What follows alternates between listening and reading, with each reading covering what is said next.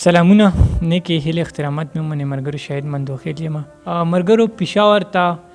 په بو سیمې ته راغلي یو دلته یو شاعر خواله راغلی و ډېر زبردست شاعر دی ښه شاعر دی نو راځئ په پروګرام کې ورته هرکلی هم ووایم او خپل تعارف هم راسره کړي استاد په پروګرام کې درته هرکلی وایم ډېره مننه مو کومه مهرباني زما مینهوالو سره لږ خپل تعارف وکړئ کوم ځای سره تعارف ساتي د پبو سره مې تعلق دی او رضا خان مې نوم دی او د رضا په نوم باندې شاعري کوم تخلص مې رضا دی صحیح دی جی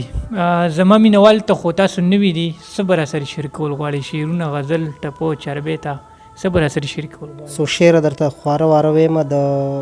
چاربیتې نه چې نن یې په غزل بیانوم چې هغه څنګه ده نن یې په غزل بیانوم نن یې په غزل بیانوم چې هغه څنګه ده در لري دندان پې بیا د پاسه غنم رنګه ده تورې تورې وروځې یې په شان د کټارو دي دواړه نرمې شونډې یې مثال د چوارو دي او سترګې یې بیخي لکه د ډکو تماچو دي تک د خارو کوي قربان ترې ړنګه بنګه ده نن یې په غزل بیانوم چې هغه څنګه ده او څوک به دروغ وایي چې نازکه د ګل لخته ده دا دومره نازکه ده دا څومره چې دا مسته ده او دا هم ګورئ واوره چې د خوړ د کاڼي سخته ده خوی او خصلت کې دا ورغلې تر او رنګه ده نن یې په غزل بیانوم چې هغه څنګه ده او غزل در سره شریکومه چې ستا وفا که غرونه غرونه ده بلنده تر اسمانه ستا وفا که غرونه غرونه ده بلنده تر اسمانه زما مینه سمندر دی بې ساحله بې پایانه د وفا بدله وفا ده بیا جفا کړي خلک ولي د وفا بدله وفا ده بیا جفا کړي خلک ولي محبت خدا سي نه وي ورته پاتې شم حیرانه مننه د وفا بدله وفا ده بیا جفا کړي خلک ولي محبت خدا سي نه وي ورته پاتې شم حیرانه یار د یار د پاره ژوند وي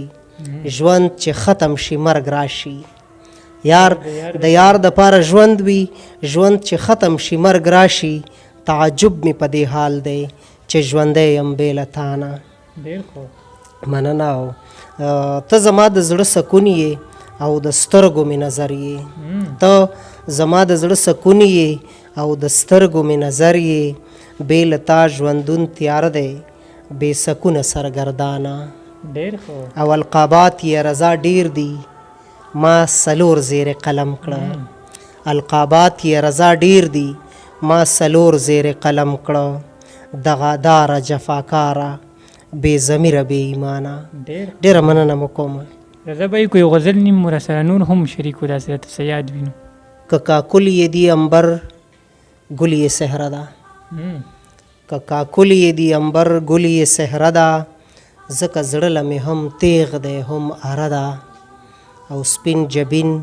سره ننګي او شنه خالونه سپین جبین سره ننګي او شنه خالونه د رامبیل ګلاب او پاڼو منظره ده ډېر ښه مننه او د لوګي په شان ګلګوتې ګورې زلفې د لوګي په شان ګلګوتې ګورې زلفې په نازکه لخته ونه راخوره ده او محبت وفا مستی د هغه ښکلې محبت وفا مستی د هغه ښکلې چې پرې ژوند کومه دغه مې اسره ده او ما رضا پکې واړه زاړه دفن کړه ما رضا پکې واړه زاړه دفن کړه زما زړه د ارمانونو مقبره ده رضا استاد لنډ میسج پیغام مینهوالو ته اخیره کې څه ورکول غواړي پیغام پښتنو وروڼو له دا ورکومه چې کم خلک د هیواد نه بهر دي هغوی د خپل ملک ډیر زیات د دې ناموس د ملک د ناموس ته ډیر زیات خیال وساتي داسې څه قسمه کار د هغوی د لاسو نه صادر نشي چې په هغې باندې زموږ د هیواد زموږ د ملک بدنامي وشي یا داسې څه حرکت مونږ ونه کړو چې زموږ ملک په هغې باندې بدنام شي زموږ د ملک باشندگان په هغې باندې بدنام شي او هغوی ته مسایل جوړ شي او ټولو پښتنو ته مسلمانانو انسانانو ته زما دا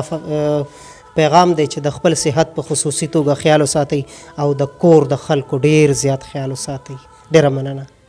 ډېر زیاته مننه ستاسو کوم ورسره د ملګرو غواړم اجازت ښه ده او باید بریالي اوسئ د لوی الله په امان